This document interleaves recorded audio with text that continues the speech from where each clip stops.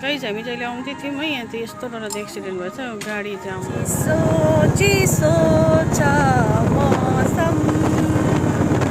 भन्ने भइरहेको छ गाइज नमस्ते and welcome back to my vlog once again र आज चाहिँ सन्डेको दिन र I hope you people are doing good र सन्डे चाहिँ सबैजना घुम्नु जाने हुन्छ है र हामी पनि यसो घुम्नु जाउँ भनेर निक्लेको तर डेस्टिनेसन डिसाइड भएको थिएन र फाइनली हामी अहिले घरबाट निक्लिसक्यौँ है नसर्नु र अहिले हामी छौँ सालबारीमा है र सालबारीमा यस्तो भयो कि खासमा चाहिँ निक्लिँदा चाहिँ नङ चाहिँ भाँच्यो नङ भाँचेर चाहिँ मलाई जब यस्तो नङ यस्तो भइदिन्छ फेरि मलाई एकदमै साह्रो पर्छ र म चाहिँ यहाँ पेट्रोल पम्पको छेउको एउटा के भन्छ अब एउटा दोकानमा बसेर चाहिँ एउटा नेल फाइलर किनौँ भनेर चाहिँ झरेको है र हामी चाहिँ यसो बिहान चाहिँ डिसाइड भएको थियो कि वी विल गो टु माथि के भन्छ त्यसलाई रङटङ त्यतातिर जाउँ भनेर सोचेको थियौँ तर पानी पऱ्यो होइन त्यो भएर चाहिँ हामीले घरमै बसेर खानाहरू खायौँ है त्यहाँको चाहिँ फेरि खानासाना खाइसकेर चाहिँ अगेन वी डिसाइडेड कि लेट्स गो के गर्नु घरमा बसेर भनेर चाहिँ फेरि निक्ल्यौँ हामी है र सालबारीमा आइपुगेको छौँ पेट्रोल पम्पमा अनुजले तेल पनि हाल्नुभयो है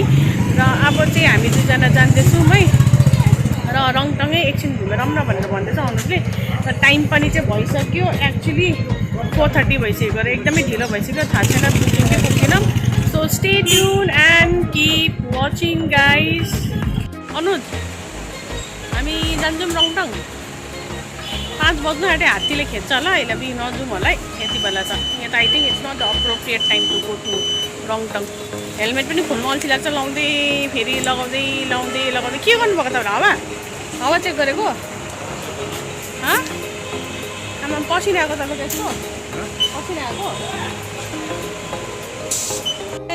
र फ्रेन्ड्स यो चाहिँ मेरो एकदमै इम्पोर्टेन्ट चिज हो यो चाहिँ तपाईँले मसँग हमेसा पाउनुहुन्छ तर आज चाहिँ मैले के भएर बिर्सेछु ब्यागमा हाल्नु नभए यो चाहिँ मेरो हमेसा हुन्छ त्यो चाहिँ नेल फाइलहरू है मलाई त अलिकतिमा यस्तो भयो भने चाहिँ नि यस्तो भएपछि चाहिँ मलाई सक लागिहाल्छ हो र म चाहिँ सक्दिनँ र कतिजनाले चाहिँ नेल फाइलर बिना सक्नु हुँदैन त्यो पनि कमेन्ट गर्नुहोस् है नेल फाइलर चाहिँ मस्ट हो मेरो लागि चाहिँ है नेल फाइलर अझै एउटा छ त्यो चाहिँ बाम हो बाम बिना म सक्दिनँ र बाम चाहिँ मलाई चाहिन्छ नेल फाइलर पनि चाहिन्छ हो सिलगढीको वेदर चाहिँ यस्तो भइरहेको छ अहिले हो यस्तो भइरहेको छ पानी पर्ला जस्तो भइरहेको छ थाहा छैन के हुन्छ र अहिले चाहिँ हामी जाँदैछौँ सुकनामा चाहिँ एकदमै शीतल हुन्छ बेसी रुखहरू भएर क्या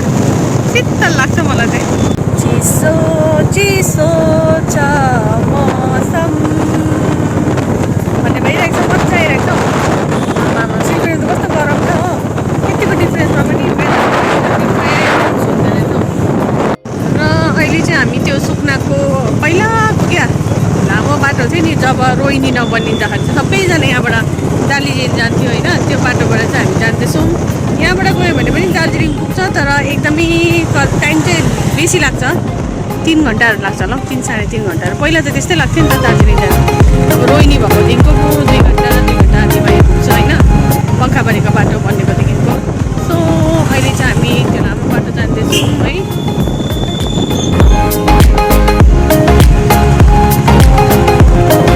अनि माथि हेर्नु बाटो कालो आकाशको कालो भइरहेछ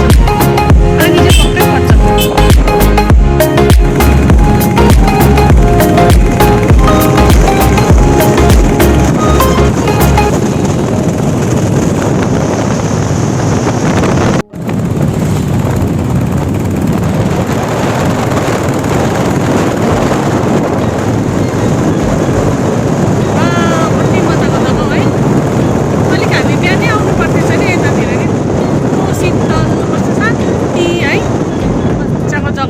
तर मलाई डर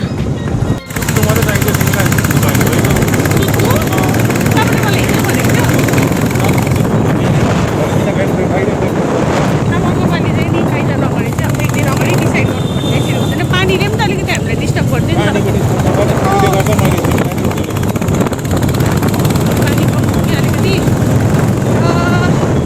यहाँ त हात्तीहरू निक्लिन्छ भनेर बोर्ड लगाइरहेको छ बेसी मान्छेमा जानु हुँदैन है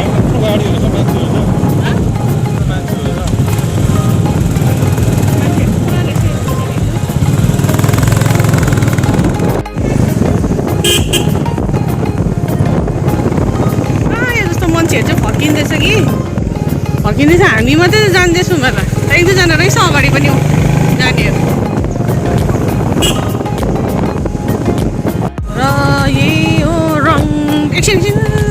टङ निकालिदिउँ भन्दै थिएँ आउनु रङटङ सिपोइधुरा टी स्टेट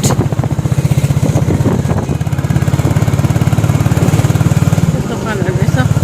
के चाहिँ आजकल मान्छेहरू पुरा आउँछ कि म चाहिँ किन आउँछ भनेर चाहिँ हेर्नुको लागि आएको के चाहिँ छ यहाँ के छ यहाँनिर यस्तो के देखिरहेछ केही देखिरहेछ मैले नानी पढ्नु आँटे अब नि जानुपर्छ होला र फ्रेन्ड्स यहाँ चाहिँ मैले चाहिँ केही पनि त्यस्तो केही देखिनँ है मान्छेहरू किन आएको भनेर अब हामी चाहिँ फर्किने किनभने आज चाहिँ यति नै यहाँनिर यहाँसम्म जानु पऱ्यो किनभने पानी पुरा डरलाग्दो पर्छ नि त किनभने लास्ट सन्डे पनि यसरी नै पानी डरलाग्दो परेको है र अहिले पनि पानी पुरै बढ्छ होला जस्तो लाग्यो अब गाडीमा भएको होइन भिज्दैन बाइकमा जाँदाखेरि भिज्छ भिज्यो भने फेरि बिमार हुन्छ त्यही भएर चाहिँ मैले आउनु फर्केर जाउँ भने है हामी चाहिँ सानो र बजार जस्तो रहेछ मान्छेहरू चाहिँ चिसो जग्गा भएर चाहिँ अब आएको होला नि त चिसो जग्गा भएर अब यहाँनिर अब शीतल हुन्छ भनेर है बसेर खानु पिउनुपर्छ होला त्यही भएर त्यहाँ चाहिँ जान्छ होला कि त माथितिर के राम्रो ठाउँ हुन्छ होला भने चाहिँ नेक्स्ट टाइम हामी एक्सप्लोर गर्नुपर्छ है आउनुहोस् नेक्स्ट टाइम गर्नु आज चाहिँ हाम्रो लिमिटेड टाइम भयो र पानीको छिटा पनि आएको जस्तो हुँदैछ है र रात पनि पऱ्यो जङ्गल एरिया पनि रहेछ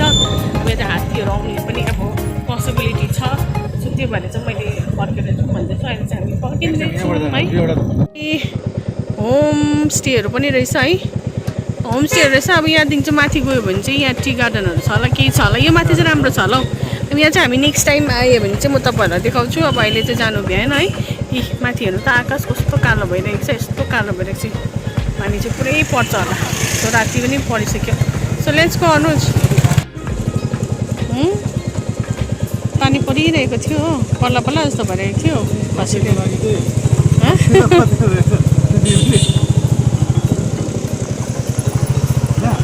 के भयो र गाइज यहाँ चाहिँ एक्सिडेन्ट भएछ एक्सिडेन्ट